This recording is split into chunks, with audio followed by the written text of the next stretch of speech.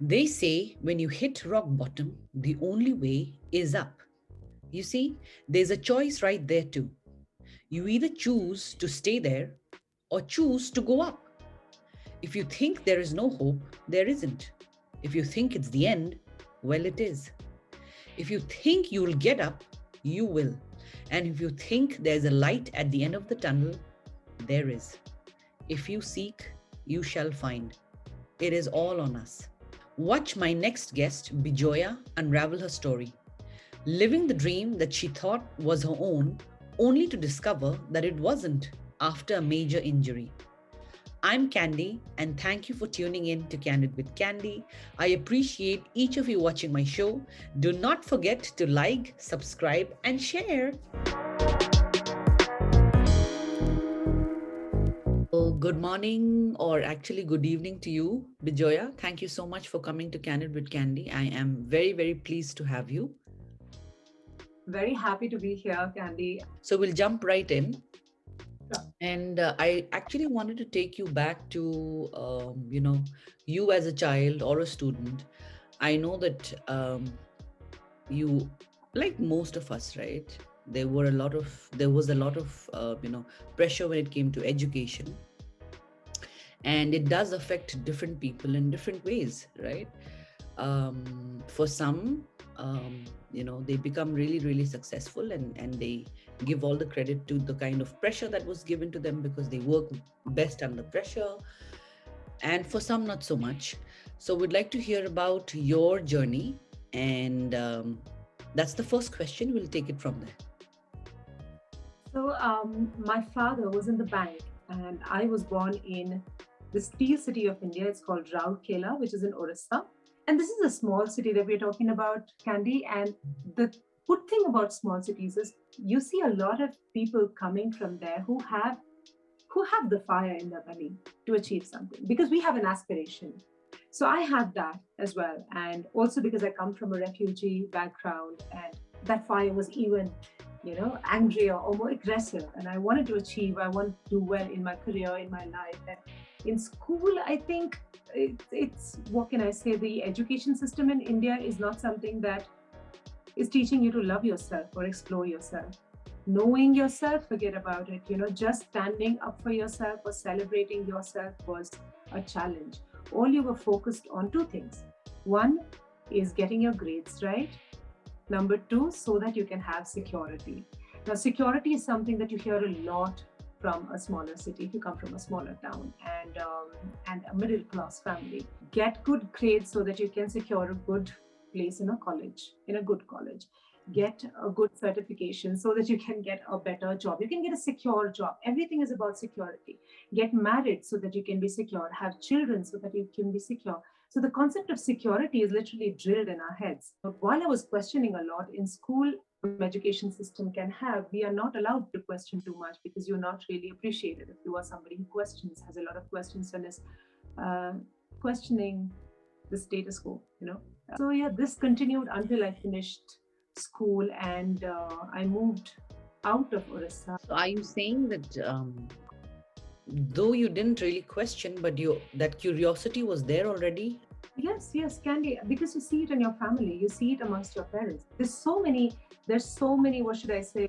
There's so much stigma in our society that some children are, I think most children now are able to observe, but they're not able to voice it. And as a child, as a very sensitive child, I was somebody who could see, the past struggles between men and women as a child, how children just mugged. And I had the pressure as well. I had to perform. So I would do the same exact thing like any child would do. I was always good at studies. I was more because I had to perform well. And then, obviously, good grades. And like you Mhm. rightly said, you moved out of, the small city or the small Yeah. town in this case. And then Mhm. um, life started for you in a place like Mumbai.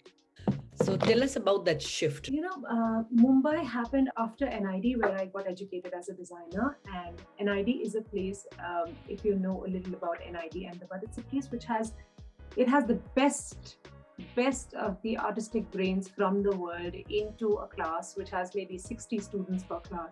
वहाँ पे भी same thing happened. I realized even though I loved being there and I was so fortunate being there, I again the questioning, the stigma, having that kind of pressure to perform. Literally, the pressure increased. It multiplied by so many times because everyone was brilliant there. Yeah. So and then of course, your fire to be better. You want to do better. Landed me into a job in Mumbai, into a corporate job in Mumbai. And that was the dream. You live in the city of your dreams. And I'd heard about Mumbai being the city where everyone's dreams they come true and you can manage to make however you want to, whatever you want to of yourself. So I was really happy being there. I lived in South Bombay and one corporate after the other, I started doing well in my career. I started rising up the ladder. I was eating, I was binging, I was drinking, and I was working like 16, 18 hours a day. I mean, I was living the life, right? That's what you say. I mean, you achieving, you're doing everything. And I was doing it slightly faster because also that was a challenge to me myself that I'm going to do this much faster than others did. In your journey, I think what has always stuck with you was that curiosity that we were talking about from when you were a little child, and that just kind of continued, but it was subdued for whatever reason, right? Because you were living up to the definition of success that has been defined by society, right? Mhm. And something happened to you while you were living this dream and you were living this life, an accident. Can you tell us about that?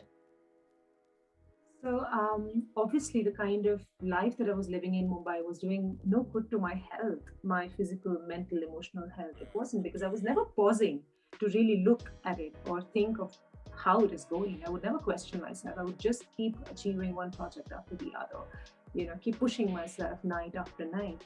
And I used to take these dance classes, jazz dance classes. I was really fond of dancing. I still am very fond of dancing. And one day in my studio, in the dance studio, I was on the floor and I was trying to practice a split when I had this shooting pain in my knees, in my right knee, and I couldn't budge, I couldn't move. And I had no idea what happened. And by this time, I'm doing really well. I'm a manager in a corporate, and I'm like super proud of how I'm living. And this person, I was just reduced to, for that moment, I was just reduced to this person who had to be carried by people back home because I could not step ahead. I just could not take a step. And a few months down, I was diagnosed with osteoarthritis in both my knees. I think it just froze time for me. That is what happened because I started visualizing what is how bad is it going to get now, and I was still by myself, and I realized this is going to end me. This is going to land me up in a wheelchair. We go through trauma, and what do we do to really face it or really deal with it? We get deeper into work. We get deeper into things so that we can escape. I continued to work harder and telling myself this is going to compensate. I was lying down in my bed looking up at the ceiling. This was about 4 years after the injury. And that was a time which was so delicate for me because I was in a super dark space and nobody knew. I was always smiling. I was all Right, right. You kept masking it.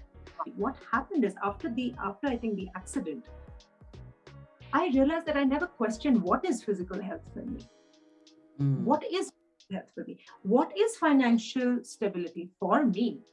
What is spiritual okayness for me? What is emotional or psychological balance for me? I had never questioned that.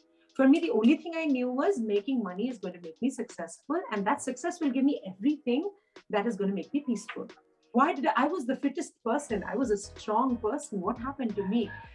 All of that when I started questioning and I started seeing patterns like that around me, Candy, everywhere with almost everyone around me. And I realized because I knew how I pretended, so I could identify when somebody would pretend. You bet. It may be wrong to say this, but thank God your leg injury. Thank God for it. Would I want it any other way? No. The conclusion to this leg injury, right? It changed your life. So let's hear about that side of the story. One night, I had this question to myself like, who really cares about my story? Something told me the good thing is nobody is documenting your story, so you can be whoever you want to. Nobody cares, and that's the best thing. Nobody really bothers what you're doing at the end of the day. It's your story. You have to write it your way and read it. I put down my papers and decided I'm going to do something that I always wanted to do as a child, live on the hills. What hills? I decided Nainital is going to be the place. And I decided I'm going to go to Uttarakhand, live in Nainital. And I just came here while my stuff was packed in Mumbai for a month. And I was in Nainital, not knowing one soul on this ground. And I was looking for a house for one whole month, living in a hotel room. Every time you do that, you overcome that fear, you open a box of luck for yourself. And once I came to Nainital, I realized, okay, I knew actually nobody, but I was so lucky. One conversation after the other led me to this house, this beautiful cottage, which is almost 100-year-old. I live in this beautiful cottage now, all by myself, which overlooks like the entire mountain range. I think this is the breaking point, right? Most people want to do it, but they don't, eventually don't, because of terms that you just used, right? Security, what's going to happen, um, reputation, what are good, yeah, what will people think? What will my family think? What will my friends think? People think I'm crazy. It's very easy to take that route, the safe route, and that's what we always end up doing. So what was going through your mind in those last 3 months, and you still had the opportunity to just write one email and say, hey, you know what, I've changed my mind, I'm going to stay? I think, Candy, the negative effect, I would say, of all that I was going through, or the way that I was living life, or the things I thought were important for me that actually were detrimental for my growth, for my being. Family was supportive. They thought, "Ha, thoda sa change chahiye." Unbelievably, my generation was afraid. They kept questioning. My friends kept saying, "Yaar, tere ko kab aise? Matlab, when will you stop doing aisa ulta seedha kaam? Why? Where will you pay your rent from? How you gonna leave all this behind? Everything that you created for 12 years." The necessity to be a part of the herd is what keeps us doing what the other person is doing. Contributing to the industry or to the country in any way other than just money. I was not doing that to the community in no way except for just money. And I think my pain was too much, and I realized if I continue doing this, this will just get worse.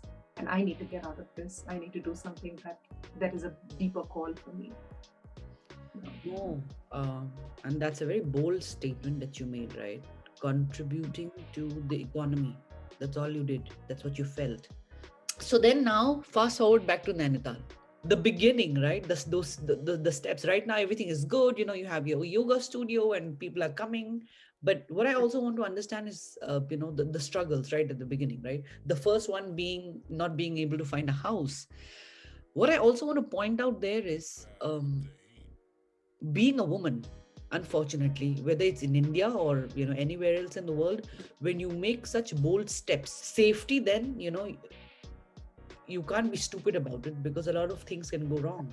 And you were there, like in the middle of nowhere for you. What were some of the biggest struggles? I came here because I wanted to get fitter, but this place also has lesser oxygen, right?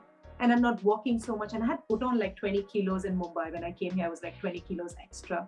So I was anyways barely walking. I was tired. And then the low pressure was worse and I couldn't manage here.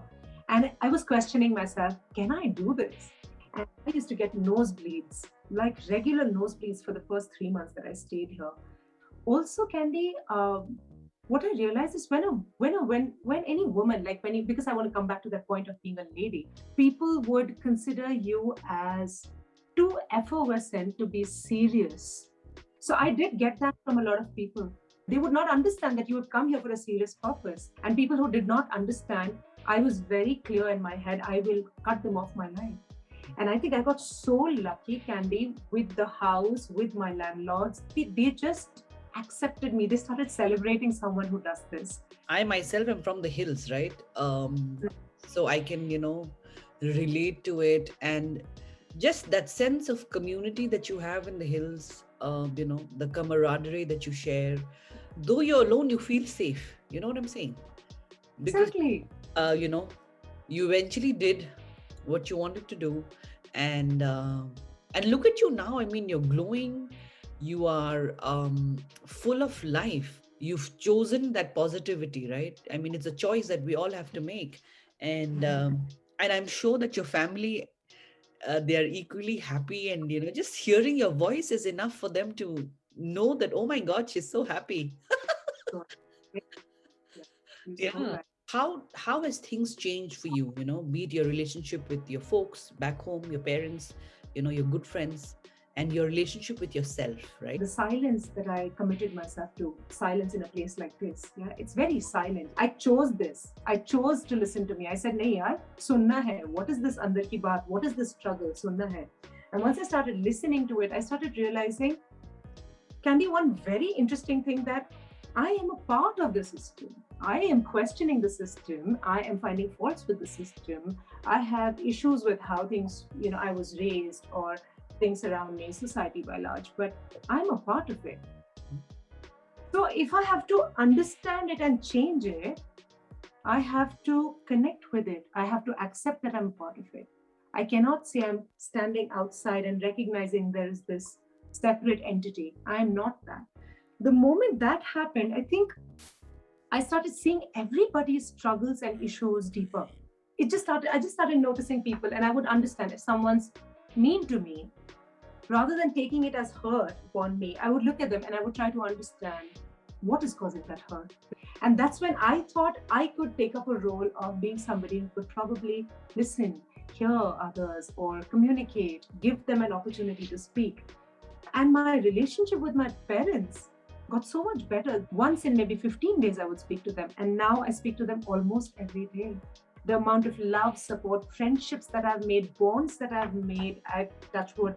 I think it just, I'm so much in a place which is so much more aware and kind. And that's so underrated, kindness, especially to yourself. What Mhm. is your future plan? I'm working towards, Candy, creating a safe space for people, children and adults to be able to take a pause, number one. Like just take a break, take a pause, and feel safe in that space. Be able to witness themselves, see themselves, understand themselves more physically, more emotionally, more psychologically, understand themselves, through art, through culture, through food, through meditation, through exercise, through yoga. That's beautiful and much needed. The last question is your, a few lines on your learnings. So, first thing is accept where you are in your life. Accept it. The moment you start accepting yourself, you start blossoming. Be unafraid to take a chance, but every time you take a chance, thoda sa prepare kar lijiye. Save up that money. Plan your finances for a year or two. Take a call, something that really connects with you inside, something that gives you more happiness than just material. Go for it. Take time to pause. Take time to breathe. That's so important. Courage can come in so many forms, right?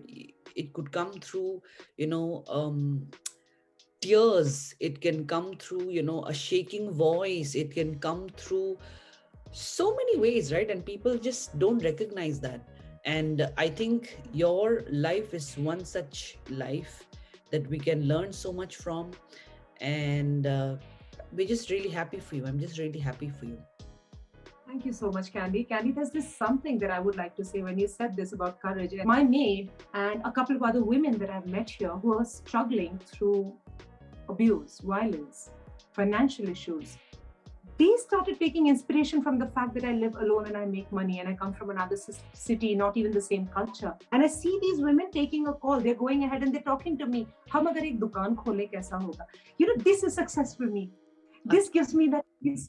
This gives me that contentment. I love the fact that the shift when it comes to the measure of success, when it was all monetary, now it's about you looking at another woman who was I so know. scared, coming to you and giving you these ideas of independence. And that is so beautiful. I wish we have more people like you who actually look at success like that. The last section is the rapid fire round with Bijoya Mukherjee, all the way from Nainital. The last book you read. Tuesdays with Morley. In 2 points, just 2 points. Why the hills? Nature, solitude. Texting or talking? Talking anytime. What's your favorite day of the week? Wednesday, because I get a break these days. I planned my life like that, so I get a Wednesday off. I know you like to sing, so what's your favorite song? Chandari Chandari by Hariharan. I really like that song. How good a driver are you? Uh, two? Really? Uh, When do you want to retire? Never. Do you snore? Oh, thankfully, no. And I cannot sleep with the sound of a clock or a watch. It was lovely, lovely to have you. I had a brilliant time and so much to learn from you and your life. So, thank you so much for making time for this conversation. I think you're doing phenomenal. And I wish you so much success. And the fact that you're doing something, and this is more for what you feel from within and not because of anything else. I think I love it. And I wish you so much love and success, Candy. Thank you. Thank you. I hope you enjoyed the show. I'll see you guys next Thursday. Till then, take care and God bless.